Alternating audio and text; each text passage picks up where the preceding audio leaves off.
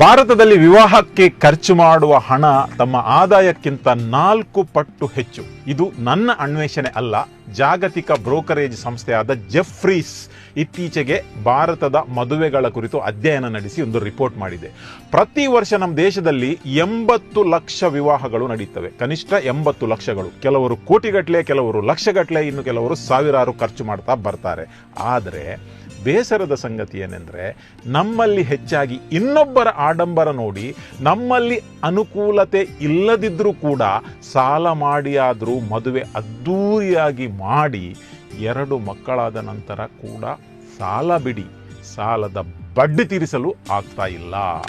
ಇನ್ನೊಬ್ಬರನ್ನು ನೋಡಿ ಇನ್ನೊಬ್ಬರ ಹತ್ರ ಕಾಂಪಿಟೇಷನ್ಗೆ ಹೋಗಿ ನಮ್ಮ ಜೀವನದಲ್ಲಿ ನಾವು ಸೋತು ಹೋಗ್ತೇವೆ. ಆದ್ದರಿಂದ ಯುವ ಜನರಿಗೆ ಒಂದು ಸಣ್ಣ ಸಲಹೆ: ನಿಮ್ಮ ಅನುಕೂಲತೆ ಇದ್ದರೆ ಬೇಕಾದಷ್ಟು ಆಡಂಬರ ಮಾಡಿ, ನಿಮ್ಮ ಹಣ ನಿಮ್ಮ ಹಕ್ಕು. ಆದರೆ ಅದನ್ನು ನೋಡಿ ಇಲ್ಲದವರು ಸಾಲ ಮಾಡುವುದು ಬೇಡ.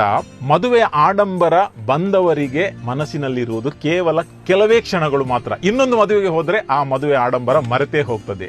ಕೊರೋನಾ ಸಂದರ್ಭದಲ್ಲಿ ಕೂಡ ಮದುವೆಗಳು ನಡೆದಿತ್ತು. 50ರಿಂದ 100 ಜನರಿಂದ ಮದುವೆ ಈಗಲೂ ಸಾಧ್ಯವಿದೆ. ಹಾಸಿಗೆ ಇದ್ದಷ್ಟು ಮಾತ್ರ ಕಾಲು ಚಾಚುವ.